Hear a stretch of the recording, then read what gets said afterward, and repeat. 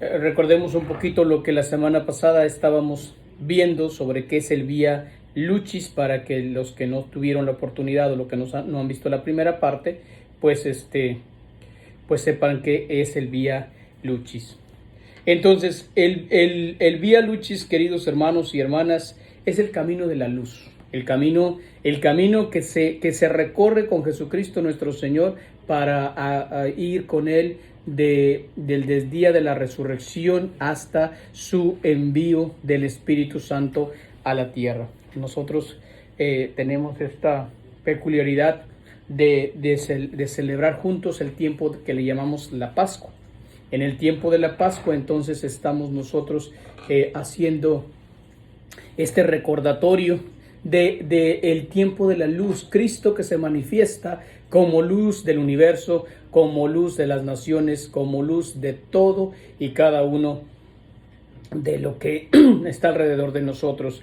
Entonces, es una devoción reciente. Yo les decía a ustedes la semana pasada que allá por la Edad Media surgió el Vía Crucis, tal como estaba, y que el Vía Lucis tiene una formación reciente, o sea, bien establecida, aunque ya tiene varios siglos que se estaba meditando sobre esto, pero para resaltar el camino de la luz, del camino del Espíritu Santo, la compañía del Espíritu Santo en la vida de nuestro Señor Jesucristo. También les hablé sobre que hay tres devociones que se llaman igual caminos. El camino de la cruz, que es el más conocido, que es el Vía Crucis, es el acompañar a Jesucristo desde su pasión, muerte, hasta ser colocado en la tumba. Y también el Vía Matrix, que es acompañar a la Santísima Virgen María desde el depositar a Jesús en la tumba hasta el momento en que es condenado. Hacer el Vía Crucis de manera al revés, yendo de la última estación a la primera, y en el caso del Vía Lucis, pues es acompañar a nuestro Señor Jesucristo en este clima, en este ambiente de gran entrega hacia la humanidad, dándose a conocer después de su resurrección. Entonces, vuelvo a lo mismo. En esta devoción, en este Vía Lucis, se recorren las 14 estaciones con Cristo triunfante, desde la resurrección hasta Pentecostés. Es decir, Jesucristo que se manifiesta a la humanidad, que se manifiesta a sus apóstoles, que se manifiesta a sus discípulos, que se manifiesta a todos y cada uno de aquellos que tuvieron la bendición de verlo. Entonces, se siguen los relatos evangélicos. Cada una de las cosas que vamos a analizar en el Vía Lucis siempre tiene una referencia bíblica. No es un invento, no es nada más por crear una nueva devoción, sino es ante todo una devoción bíblica. Como ya recorrimos la semana pasada, y ahorita lo vamos a hacer de manera muy somera para que ustedes puedan entenderlo otra vez.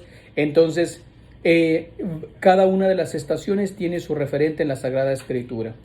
Se dice entonces que se incluyen también algunos aspectos del catecismo de la Iglesia Católica, porque en el día de Pentecostés se terminan las 7 semanas pascuales de la resurrección de Cristo, y en ese tiempo entonces se consuma con la efusión del Espíritu Santo, es decir, con la venida del Espíritu Santo, la manifestación del Espíritu Santo, que es ante todo la promesa cumplida de nuestro Señor Jesucristo, que se nos manifiesta como la tercera persona de la Santísima Trinidad, que hemos estado trabajando y que vimos el día de ayer. Celebramos el día de ayer. Entonces, la devoción del Vía Lucis se recomienda en tiempo, por supuesto, de Pascua y todos los domingos del año, ¿sí? Fíjense bien, se recomienda rezar el Vía Lucis, el tiempo de Pascua, cualquier día, y también de manera particular durante los domingos del año, porque es justamente el día en que nosotros celebramos la resurrección de nuestro Señor Jesucristo, la venida del Espíritu Santo, estos eventos majestuosos y maravillosos que sucedieron. También entonces se tiene que, algunas personas pueden alternarlo, como es el Santo Rosario. Podríamos decir que los días martes y viernes se rezaría el Vía Crucis, fíjese, el Vía Crucis martes y viernes. Los lunes, miércoles y sábado se rezaría el Vía Matrix, de manera particular el sábado, y el día domingo se reza el Vía Lucis. Entonces lo voy a repetir para que lo tengamos en cuenta. Martes y viernes, Vía Crucis, si usted lo quisiera rezar. El Vía Matrix se recomienda que se rece lunes, miércoles y sábado, de manera particular el sábado. Y luego el Vía Lucis se recomienda que se ore el día domingo. Entonces, el día domingo, que es el día de la luz, el día de la manifestación de nuestro Señor Jesucristo, ¿sí? El día del sol, domingo. Entonces, el sol naciente. Ahora sí, entonces para rezar el Vía Lucis nosotros tenemos que seguimos la misma estructura del Vía Crucis, seguimos la misma estructura del Vía Matrix, ¿sí? Donde se hace la mención de la estación, se hace la reflexión y después se termina con un Padre Nuestro y una Ave María y Gloria al Padre, etc. Entonces, vamos a tener una disposición. Acuérdense también que para rezar el Vía Crucis o el Vía Lucis o el Vía Matrix necesitamos tener una disposición tal que nosotros podamos comprender mejor, queridos hermanos y hermanas, para que el Espíritu de Dios nos ilumine y venga sobre nosotros el grado de devoción necesaria para poder recibir los dones espirituales que necesitamos. Entonces, se tiene que hacer, después de la preparación, se hace una oración preparatoria, una oración muy simplita que dice así: Señor Jesús, en tu resurrección triunfaste sobre la muerte y vives para siempre, comunicándonos la vida, la alegría, la esperanza firme. Tú nos fortaleciste la fe de los apóstoles. Tú que fortaleciste la fe de los apóstoles, de las mujeres, de los discípulos, enséñanos a amar con obras. Fortalece también nuestro espíritu vacilante para que nos entreguemos de lleno a ti. Queremos compartir contigo, con la Santísima Virgen María, la alegría de su resurrección. Este tipo de oraciones o otras cualquiera, algunas que usted quiera. O sea, la idea es que reflexionemos un poquito y le pidamos a nuestro Señor que nos ilumine durante ese tiempo. Entonces vamos a ver, recordemos entonces las primeras 7 estaciones que estuvimos hablando la semana pasada. Entonces la primera estación es la resurrección de nuestro Señor Jesucristo, ¿sí? En la ciudad santa de Jerusalén, en un día oscuro, en un día triste para los apóstoles, para los discípulos, de esperanza para la Santísima Virgen María, Jesús estando en el sepulcro, viene el Espíritu de Dios como una de sus funciones importantísimas para otorgarle la vida a Cristo Jesús, que lo mismo hará el día de nuestra resurrección, el día en que nosotros todos seamos levantados de nuestras tumbas. El Espíritu de Dios descenderá hasta nuestras tumbas y insuflará en nuestra nariz el hálito de vida eterna y nos concederá la resurrección eterna. Y por eso entonces nuestro Señor dice que todos algún día resucitaremos con Él para la vida eterna. Ese mismo Espíritu de Dios que descendió sobre Jesucristo es el mismo que descenderá sobre nosotros para levantarnos el día de nuestra propia resurrección. En la segunda estación vamos a meditar el encuentro con María Magdalena. Recordamos pues que hay algunas versiones del Evangelio donde la primera mujer que va al templo, a la tumba, al jardín donde fue depositado nuestro Señor fue María Magdalena.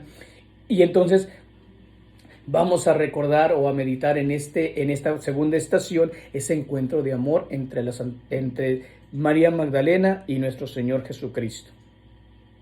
Esta manera de recordarnos la acción del Espíritu de Dios suscitando a María Magdalena el deseo de ir a la tumba. Entonces el Espíritu de Dios que mueve el corazón para que actúe, para que esté, y es el mismo Espíritu de Dios que te mueve a ti a hacer cosas buenas, que te mueve a ti a hacer una obra de caridad, a hacer algo con los demás. Entonces, por lo tanto, tienes que tener esa consideración de que al igual que María Magdalena, tienes que tener una disposición a la escucha de la palabra de nuestro Señor.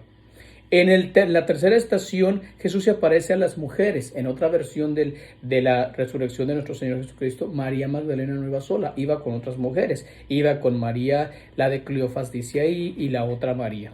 Entonces, las mujeres se ven desbordadas por los hechos. Ellas van al sepulcro, lo encuentran vacío. Y entonces entienden en esa angustia y en ese deseo, entienden de ver al Señor, entienden de pronto el consuelo al tener la presencia de nuestro Señor Jesucristo. Las mujeres son las primeras en reaccionar ante la muerte de Cristo, son movidas nuevamente por el Espíritu de Dios, van al sepulcro, ellas no tienen ningún temor de contaminarse, porque acuérdense que los que iban los que se encargaban de preparar los cuerpos, ellos quedaban contaminados. Entonces estas mujeres no tienen ningún interés de preocuparse por esas cosas. Y lo que vamos a hacer, queridos hermanos y hermanas, y a recordar es que muchas veces son nuestras mujeres las que hacen esos trabajos dificilísimos que nosotros no podemos hacer. Muchos de los hombres que no queremos meter las manos en nada, e incluso en momentos de enfermedades, ¿quiénes son las que están ahí sacando adelante todas esas labores que son totalmente difíciles para algunos? Pues las mujeres. Entonces, en esta tercera estación nosotros meditamos el trabajo de tantas mujeres que sin ser necesariamente reconocidas, son movidas por el Espíritu de Dios para hacer grandes obras por los demás. En la cuarta estación meditamos la escena donde los soldados custodian el sepulcro, donde ellos están a la espera, ellos están en ese momento obedeciendo, en ese momento también llenos de temor, pero también cumpliendo su obligación. En este misterio, en esta estación vamos a meditar la acción del Espíritu Santo en el cumplimiento de nuestras obligaciones, en el cumplimiento de nuestras funciones, en el cumplimiento de lo que se nos ha pedido, de lo que nos ha ordenado, en el cumplimiento de aquellos aspectos de nuestra vida, queridos hermanos y hermanas, que son necesarios para poder nosotros cumplir, aún así que en ocasiones las cosas que hacemos no necesariamente conviven con nuestros propios ideales. Aquellos soldados estuvieron ahí, son testigos de lo que sucedió el día de la resurrección de nuestro Señor Jesucristo. Ellos fueron testigos de cómo la piedra fue removida y cómo el sepulcro quedó vacío. Ellos fueron testigos de esa acción del Espíritu Santo que se iluminó por completo aquel lugar, y ellos fueron por supuesto invadidos por esa acción del Espíritu Santo. Entonces, al analizar esta situación, nosotros vamos a ver que en nuestras vidas hay muchas personas que también llegan a ser testigos de grandes maravillas y se convierte en su corazón. En la quinta estación nosotros vamos a contemplar a Pedro y a Juan entrando al sepulcro vacío. Esta cuestión, después de haber sido avisados por María Magdalena y las otras mujeres, llegan al sepulcro dando lugar a la autoridad primordial que era Pedro. Entonces después entra Juan al templo, al sepulcro, y lo que hacen es contemplar los sudarios totalmente acomodaditos y dobladitos. Eso es algo bien importante. ¿Por qué está acomodado y doblado en el sentido estricto? Porque significa, queridos hermanos y hermanas, que quien se ha levantado de la tumba, él mismo deja como señal que ha acomodado su lugar. Fíjense, eso es algo bien importante. Por muchos años se consideraba como un ejemplo de al despertarnos, al levantarnos. Es algo muy trivial, pero es necesario mencionarlo. Por muchos años los papás, los abuelitos enseñaban a los niños, a los hijos, a las hijas, a los familiares a levantar, a recoger, a tender, a limpiar, a acomodar las camas, ¿sí? O sea, decían, así como Jesucristo cuando resucitó, que dejó todo dobladito ahí en la tumba, así tiene que quedar todo arregladito, todo acomodado para cuando tú sales de tu casa, de tu cama. Que no queden las camas extendidas, o sea, las abuelitas decían esas cosas, refiriéndose justamente a esta acción de nuestro Señor Jesucristo. Entonces, fíjense, dice, si hasta Cristo arregló su cama donde estuvo dormido, ¿por qué nosotros no? Así que, pues bueno, ahí sería una cuestión de muy demasiado de la enseñanza de nuestros abuelos y nuestras abuelas para poderla considerar en esta ocasión. Entonces, si a usted le cuesta, pues acuérdese de eso, ¿no? Acuérdese de esa cuestión de cómo nuestros abuelitos y nuestras abuelitas nos enseñaban que así como Jesús recogió su cama, así también nosotros tenemos que recoger. Y también entonces, iluminados por ese Espíritu Santo, se refiere al poder ser organizados, al poder ser una persona que muestre con hechos lo que estamos viviendo. Entonces, y por otro lado, Pedro y Juan representan a la disposición de las personas, la disposición al Espíritu Santo. Al reconocer que la autoridad dada hacia las personas no es una cuestión personal, sino es una cuestión espiritual. Es decir, que Dios otorga la autoridad a las personas, Dios otorga lo que necesitan recibir y Dios otorga lo que cada persona necesita hacer para cumplir su obligación. En la sexta estación nosotros vamos a meditar el cenáculo donde Jesús preparó la última cena, y ahí justamente en ese cenáculo nuestro Señor se aparece a sus apóstoles y les muestra sus llagas.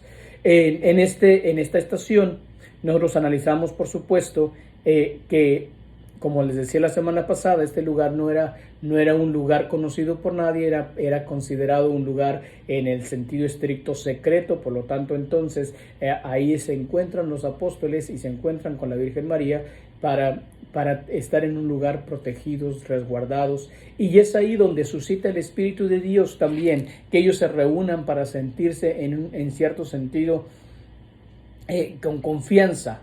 Y al reunirse ahí, ellos están también dando a conocer, queridos hermanos y hermanas, que ellos están en lo que Jesús les enseñó, les dejó: oren y manténganse en vela. ¿Se acuerdan que hace unos días o hacía unos días donde los apóstoles habían acompañado a nuestro Señor Jesucristo al huerto de los olivos y no habían podido permanecer despiertos? Y ahora sí, en el cenáculo los apóstoles están despiertos, están en oración, están en expectación, están en ese temor. Entonces están vigilantes. De todas maneras, entonces en esta estación del Vía Lucis, lo que nosotros analizamos es que siempre hay que ponerle atención al Espíritu de Dios para que nos mantenga en estado de expectación, en estado de alerta, para cuidarnos, para protegernos de todo aquello que nos pudiera estar afectando. La séptima estación, que fue justamente donde nos quedamos la semana pasada, era la manifestación de nuestro Señor Jesucristo a los discípulos de Maús. Estos discípulos de Maús que habían terminado en un estado de desesperación, de tristeza, de angustia, de desilusión, estaban incluso enojados, molestos, y se estaban yendo a sus lugares de origen llenos de toda exasperación. Y en ese ambiente nuestro Señor Jesucristo se manifiesta hacia ellos. En ese ambiente nuestro Señor Jesucristo se pone a la altura de ellos, y analizábamos también y decíamos: ¿cómo es que nuestro Señor Jesucristo, de pronto diciendo, tiene tantas cosas que hacer, se tiene que manifestar a unos cuantos discípulos disidentes, discípulos que están yéndose, que se están alejando de nuestro Señor porque están desilusionados, porque no creen o esperaban otra cosa que no está sucediendo? Y entonces obviamente estos discípulos lo que hacen es irse a su casa y dejarlo todo atrás. Sin embargo, nuestro Señor, en su amor y misericordia, les concede a todos ellos la gracia de darse cuenta que no es así.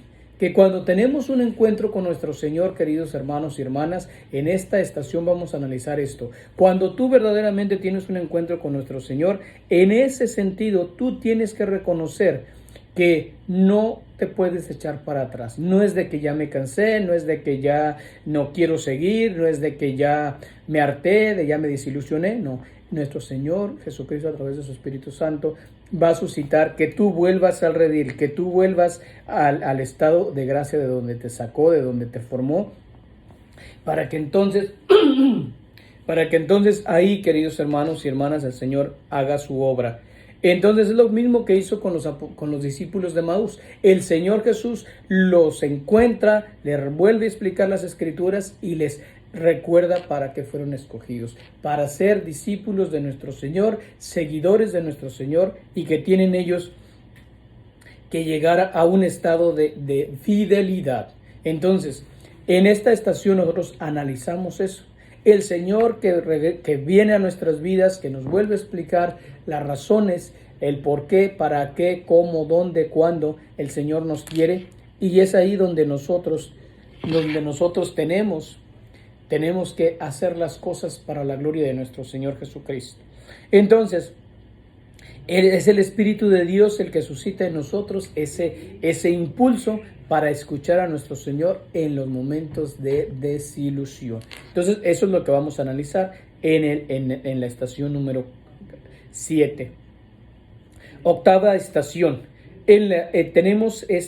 Vamos a meditar. Jesús da a los apóstoles el poder de perdonar los pecados.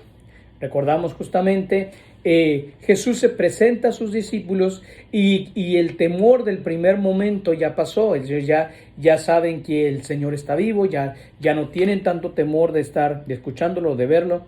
Y entonces ahora el Señor les otorga el poder de perdonar los pecados. Y le dice a ellos clarísimamente: los pecados que ustedes perdonen estarán perdonados en el cielo, y los pecados que ustedes no perdonen no quedarán perdonados en el cielo. Fíjense, semejante poder. Y eso no solamente es en este misterio, en esta estación, no solamente se dirige nuestro Señor a los consagrados, a los que ejercemos el ministerio de la reconciliación.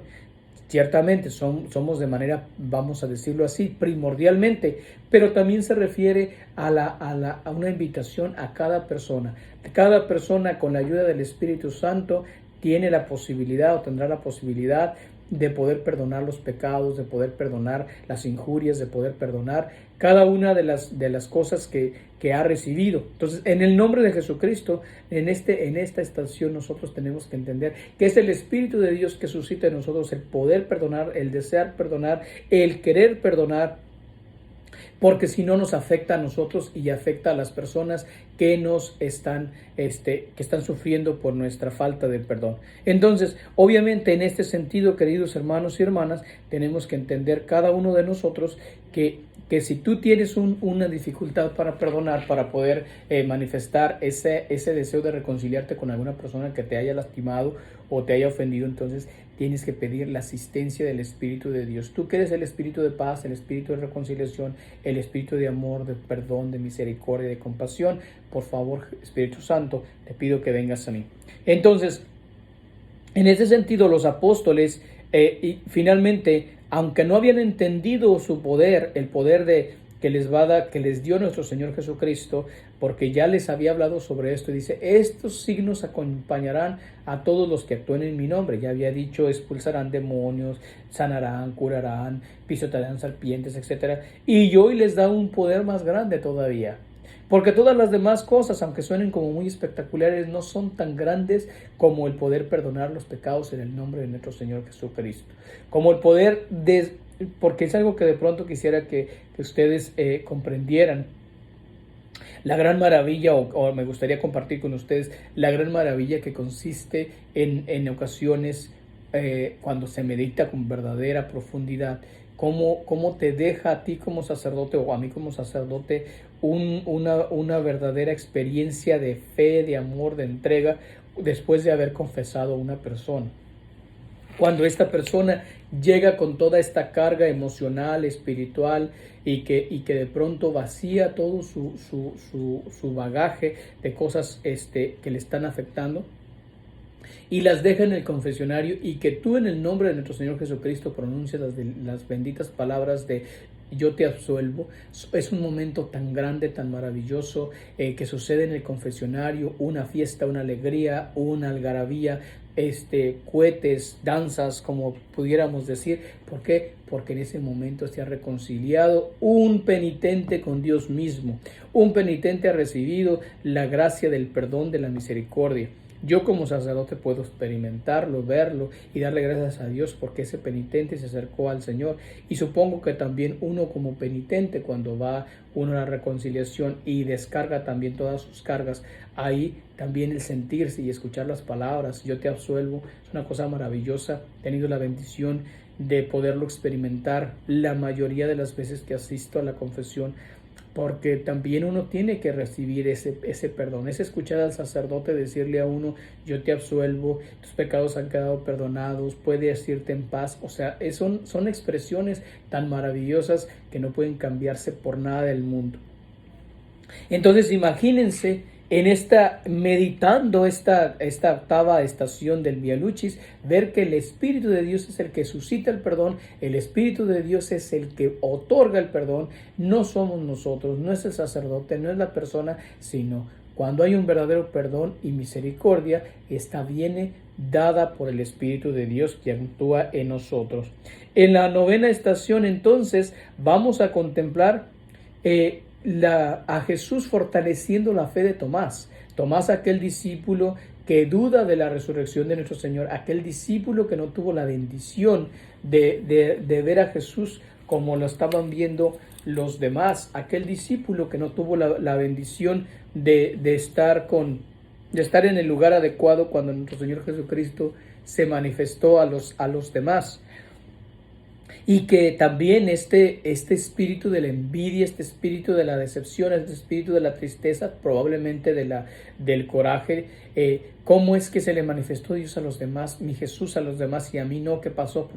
Porque yo no, etcétera. Entonces lo mueve a él a decir, si no toco sus manos, si no meto mi dedo en su costado, mi mano en su costado, mis dedos en las señales de los clavos, no voy a creer. Entonces, viendo esta duda tan exagerada, vamos a analizar cómo el Espíritu de Dios suscita también la alegría en Tomás y aquella profesión de fe cuando llega a decir, Señor mío y Dios mío. Ya no necesita ni siquiera ir y poner su mano directamente en el costado de Cristo o sus dedos en los hoyos de los clavos, sino al verlo, al contemplarlo, el Espíritu de Dios suscitando en él aquella frase hermosísima que incluso nosotros todavía hoy en nuestros días seguimos pronunciando en cada Eucaristía. Aún así sea en silencio, en voz alta, dependiendo el caso donde tú estés o cómo lo hagas, pero cada vez que nosotros los sacerdotes elevamos el pan eucarístico y el cáliz de la salvación, nosotros para adorar reconocemos la presencia real de Cristo a través del Espíritu Santo, y entonces es ahí donde nosotros, queridos hermanos y hermanas, estamos diciendo, Señor mío y Dios mío. Entonces el sacerdote eleva el pan eucarístico, que es el cuerpo de Cristo, y entonces nosotros decimos, Señor, no quiero verte con mis ojos humanos, sino espirituales. Asísteme, Espíritu Santo, como asistí a Tomás,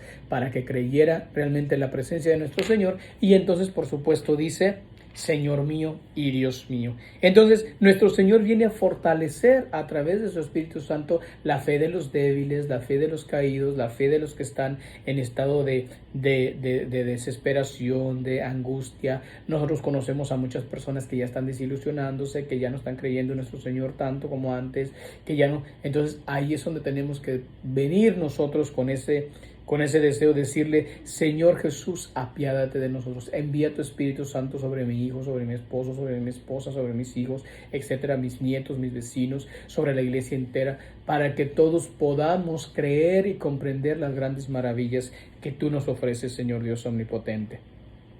Ven a fortalecer nuestra fe, ven a fortalecer nuestra entrega hacia ti. La 10ª estación, queridos hermanos, vamos a contemplar, Jesús es resucitado Jesús resucitado en el lago de Galilea. Acuérdense ahí, los apóstoles que quieren ya regresar a su vida ordinaria, se van a trabajar, se van de pesca, pescan toda la noche o tratan de pescar toda la noche y no encuentran nada. El Señor se manifiesta la mañana siguiente y empieza a hablar con ellos y les dirá, hijitos o muchachos, ¿han pescado algo? Y ellos dirán, no, Señor, no hemos pescado nada. Y sin embargo nuestro Señor dirá a Pedro, tira las redes al lado derecho. Y entonces él dice, ¿pero cómo? Sin embargo, al final de cuentas, movido por el Espíritu Santo, también Pedro aceptará y dirá, bueno, Señor, en tu nombre lo haré. Vamos a ver. Y dice la palabra de Dios que después de haber tirado las redes, pudieron pescar tantos pescados, y se cuentan hasta 53 pescados, que casi se rompían las redes, y necesitó ayuda de alguien más para irlos a llevar hasta la orilla. Y entonces, en ese sentido, es hablar de la fe, de la confianza en la palabra de nuestro Señor.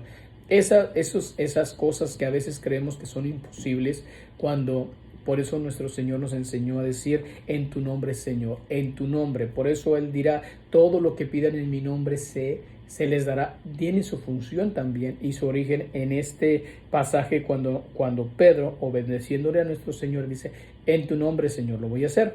Ir a las redes y justamente es ahí donde encuentra lo que le llamamos nosotros la pesca milagrosa. Y entonces, de algún modo tenemos nosotros que entender que en este obedecimiento nuestro Señor nos paga en demasía, nos da de más, nos da por encima de lo que nosotros pensamos y esperamos. Y no nada más nos da cualquier cosa, nos da lo mejor. Entonces, fíjense, ellos habían pasado, los apóstoles, Pedro y algunos compañeros habían pasado la mayor parte de la noche ahí tratando de pescar y no pescaron nada. Y sin embargo, cuando ellos obedecen al Señor, le dan al Señor la gracia de poderle poner atención, entonces nuestro Señor les bendice en abundancia, les da una pesca enorme, majestuosa. Jamás ellos habían pescado tanto. Eso sucede con los pescadores. Alguien tira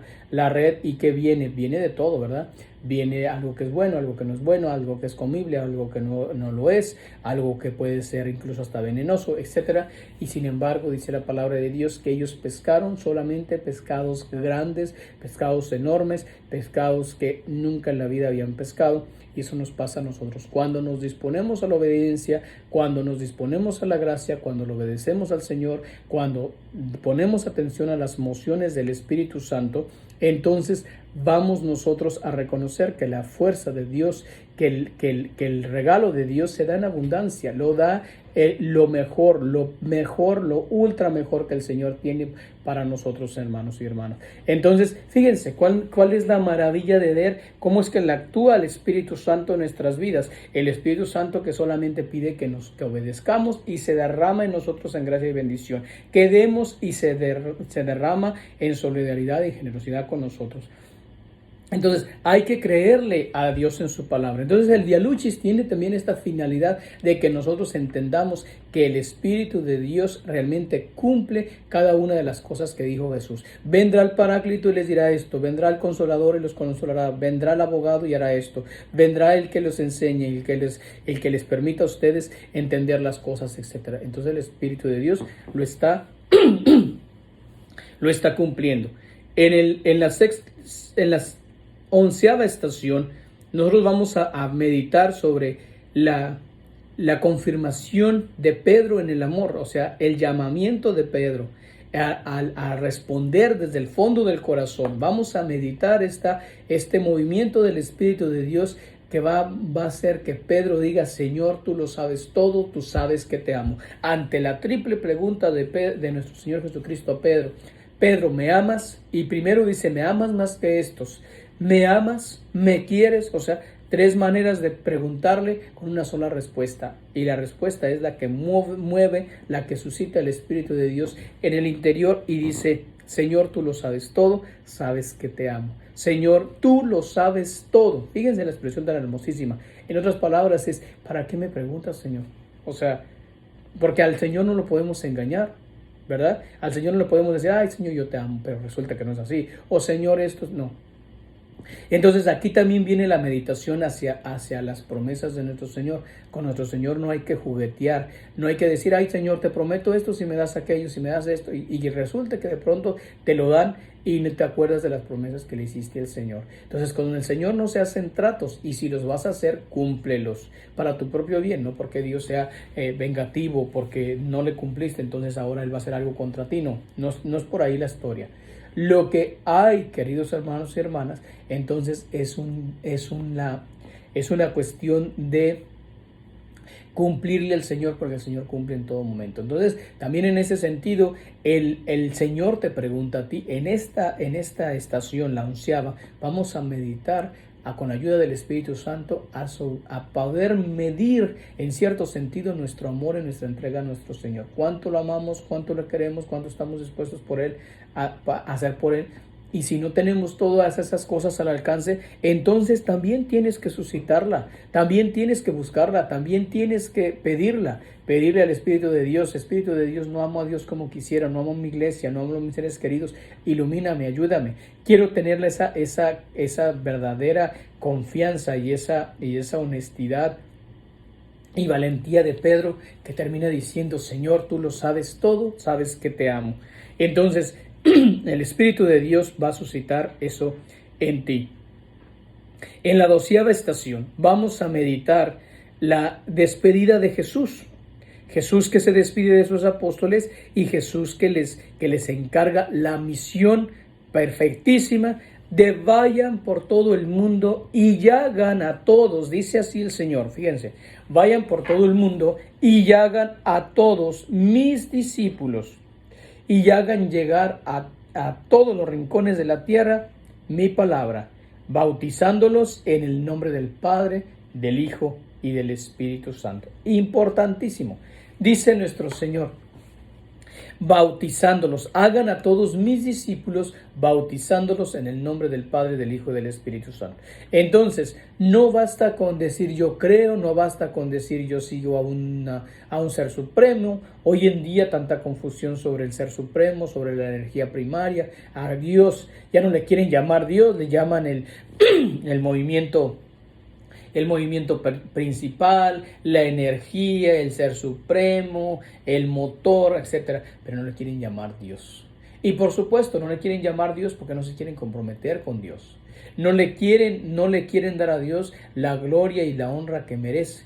Entonces, nosotros, queridos hermanos y hermanas, no nos podemos llamar seguidores de Dios si no estamos en el sentido estricto bautizados y confirmados con ese Espíritu de Dios, porque nuestro Señor fue clarísimo: vayan por todo el mundo y hagan a todos mis discípulos, bautizándolos en el nombre del Padre, del Hijo y del Espíritu Santo. Entonces, no nada más es un deseo del corazón, no nada más es un yo creo, no nada más es un yo sí confío, no, es un yo verdaderamente estoy quiero ser parte de Cristo, quiero que mi familia sea parte de Cristo y quiero que totalmente mi persona esté dispuesta para el seguimiento de Cristo a través del Espíritu Santo. Fíjese, entonces no es una fórmula. Hoy conozco y sé de que hay muchos grupos religiosos que tienen un supuesto bautismo, un bautismo un renacimiento y nacimiento en el Espíritu, quién sabe qué, pero no tienen la fórmula, no adecúan la fórmula que Dios nos dejó. Cristo no dejó: te bautizo en el nombre del Padre, o del Hijo, del Espíritu, o te bautizo nada más si crees y te mojo y ya, no, o 3 veces te sumerjo en el agua y ya estás bautizado. No se trata ni de números ni de acciones, se trata de palabras. Nuestro Señor Jesucristo clarísimamente dijo: bautizándolos en el nombre del Padre, del Hijo y del Espíritu Santo. No hay más. Y cuando una persona ha sido bautizada en ese sentido, ya no importa otra engaño mental que quiera, personas que han dejado la Iglesia Católica y que se van a otra iglesia, dicen ellos, a una secta protestante, y que allá se rebautizaron y que renacieron en el Espíritu y que Jesús y que conocía a Cristo y que no sé qué, y que se meten en el río, en el agua, en la poza, en el tanque, donde les dé la gana. No importa.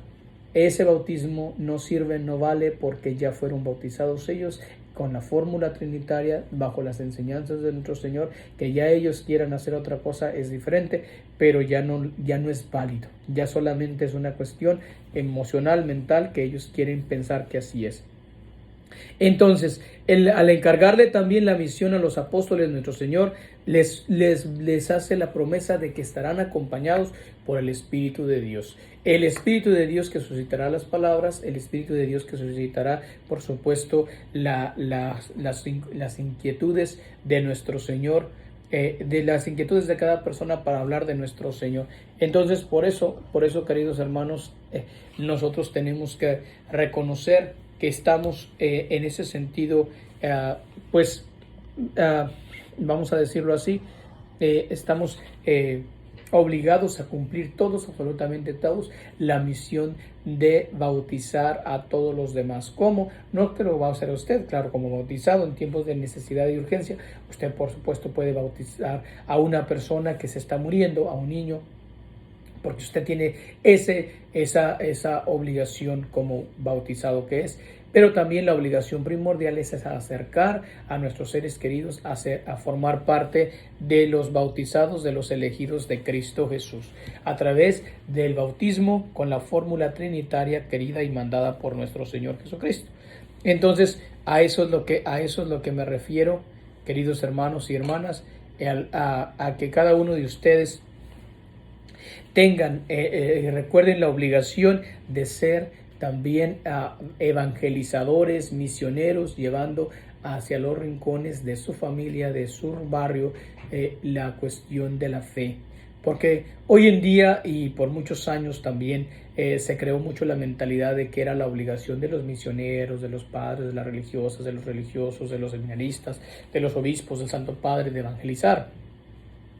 Pero tenemos que reconocer que es la obligación de todos, absolutamente todos, el tener que llevar la buena nueva hacia los demás. Entonces, en la treceava estación vamos a contemplar la ascensión de nuestro Señor Jesucristo a los cielos. En esta estación vamos a analizar dos cosas. La primera, la tristeza de los apóstoles al ver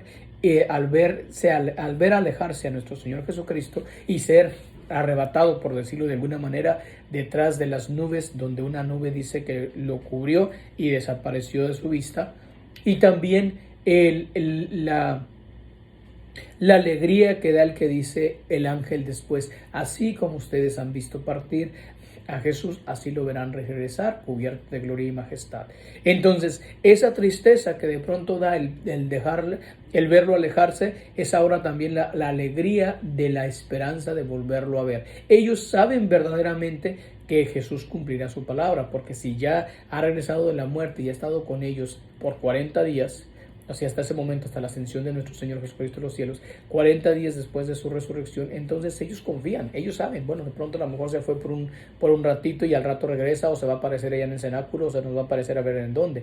O sea, ellos todavía no alcanzan a entender esta partida de nuestro Señor, que va a ser una partida mucho más larga, que tal vez, y bueno, no tal vez, sino que la mayoría de ellos no iban a volver a ver a Cristo en este mundo vivos ellos. Cristo sí vivo, pero ellos ya no. Entonces, esta esperanza hace que ellos tengan el deseo de acercarse a nuestro Señor, de predicar y de empezar a decir: el Señor se nos apareció, se nos manifestó, el Señor estuvo con nosotros, el Señor nos ha hecho la caridad de vivir con nosotros, de estar con nosotros, de acompañarnos. Entonces, por esa razón nosotros queremos hoy que todos, absolutamente todos, entiendan y comprendan que el Señor que se ha ido al cielo regresará en su segunda venida, lo que le llamamos hoy en día la parusía del Señor, es decir, la manifestación plena y total de Dios para toda la humanidad, todo el universo creado, y todo lo que usted ve y no ve, el Señor va a estar ahí. Entonces, en ese sentido viene también el cumplimiento de la promesa de nuestro Señor Jesucristo, el decir: yo estaré con ustedes hasta el final de los tiempos. Y eso se hace posible, y lo hemos explicado antes, a través de la Eucaristía, a través de donde hay cada tabernáculo donde está Jesús en el Santísimo, ahí está el Señor. Y el Señor entonces asciende a los cielos diciéndole: yo me quedaré con ustedes, yo estaré con ustedes y yo regresaré con ustedes para poderlos acompañar. En la 14ª estación, que es justamente la última de nuestro Via Lucis, vamos a contemplar el descenso, la venida, el envío del Espíritu Santo sobre María y los apóstoles. En aquella promesa de nuestro Señor Jesucristo en esta estación se cumple, en este evento tan maravilloso, donde sucede en un ambiente también de oración, en un ambiente de contemplación, en ese cenáculo donde vuelven a estar, porque acuérdense que es el lugar de donde se reúnen, donde están, donde por miedo habían estado escondiéndose, guareciéndose de los ataques, de las persecuciones, de las acusaciones, de los peligros. Ahí, justamente en ese cenáculo, vuelven a estar los discípulos alrededor de la Santísima Virgen María, y es justamente en ese momento cuando ellos son los que son los testigos de la venida del Espíritu Santo, que se posa sobre la Virgen y de ella se transmite a ellos. Entonces, Ese Espíritu de Dios que fue la promesa de nuestro Señor Jesucristo antes de ascender a los cielos, ese Espíritu de Dios del que Cristo estuvo hablando alrededor de esos 40 días mientras estuvo antes de su ascensión, finalmente llega, se manifiesta y se manifiesta de una manera inesperada, porque se manifiesta a través de las lenguas, a través de las acciones, a través de los movimientos, a través de cosas que ellos no estaban acostumbrados para hacer. O sea, se manifiesta. ¿Cuánto tengo todavía? 4 minutos, muy bien. Se manifiesta a través de las acciones que ellos están haciendo. Entonces, ese Espíritu de Dios lo primero que hace es fortalecerlos. Ese Espíritu de Dios lo que hace es llenarlos de valentía. Les recuerda para lo que fueron escogidos por nuestro Señor, para predicar. Y entonces cada uno de ellos empieza a hablar y empieza a hablar en lenguas que ellos ni siquiera conocen, para que los venidos de todos los rincones de la tierra, conocida en aquellos tiempos, los que fueron allá a celebrar Pentecostés, porque era una fiesta judía, acordémonos, Pentecostés no surge con la venida del Espíritu Santo, Pentecostés ya era una fiesta judía que se celebraba en esos tiempos, que se le llama la fiesta de las campañas. Entonces, en ese momento venía gente de todos lados, y ahí, aprovechando el Espíritu de Dios, desciende sobre los apóstoles y hace que ellos empiecen a hablar. Ellos creían que estaban hablando en su propia lengua, pero la gente los escuchaba a ellos hablando de una manera en su propia lengua. A ellos los escucha la gente pensando que se están dirigiendo a ellos, y por eso hay una sorpresa, una gran algarabía, porque dice: ¿cómo es posible? ¿Acaso no son todos estos galileos? ¿Cómo es posible que gente tan ignorante, que gente tan simple esté hablando ahora nuestro idioma? Entonces, por eso es que el Espíritu de Dios también actúa así. Y nosotros en el Via Lucis vamos a terminar analizando esta situación, que el Espíritu de Dios, cuando tú te dejas mover por el Espíritu Santo, el Espíritu Santo va a hacer grandes maravillas en ti, cosas que ni jamás pensaste, ni jamás creíste que podías hacer, que podías decir, que podías meditar, que podías contemplar. El Espíritu de Dios lo va a hacer. Entonces, queridos hermanos y hermanas, vamos a ir cerrando ya nuestro programa del día de hoy. Vale la pena, de verdad vale la pena meditar. Ya hay muchas cosas, incluso si usted puede checar en la internet algún lugar donde nomás ponga Via Lucis, cómo rezar el Via Lucis, y va a encontrarlo ahí. Son guías ya con oraciones específicas para que pueda usted practicar justamente esta devoción hermosísima que se llama la vía de la luz, la vía del Espíritu Santo, la vía de Pentecostés, también como se le llama, la manifestación del Espíritu de Dios a través de la resurrección de nuestro Señor Jesucristo, que se hace presente en nuestras vidas. Entonces, no hay más que echarle ganas, no hay más que echarle todos los kilos para que podamos seguir adelante. Ojalá que de verdad aprendamos un poquito más sobre los tres diferentes caminos de santidad que nos ofrece nuestro Señor, que era el más conocido, Via Crucis, el que se conoce un poquito más, Via Matrix, y ahora el Via Lucis, que era necesario y que lo creí muy conveniente para este tiempo de Pascua que acabábamos de tratar nosotros, de vivir nosotros, para que ustedes de verdad puedan practicarlo. Ojalá. Entonces, acuérdense, nada más, para rezar los 3 vías de caminos de santidad, pues el lunes, miércoles y sábados se aconseja el Via Matrix, martes y viernes el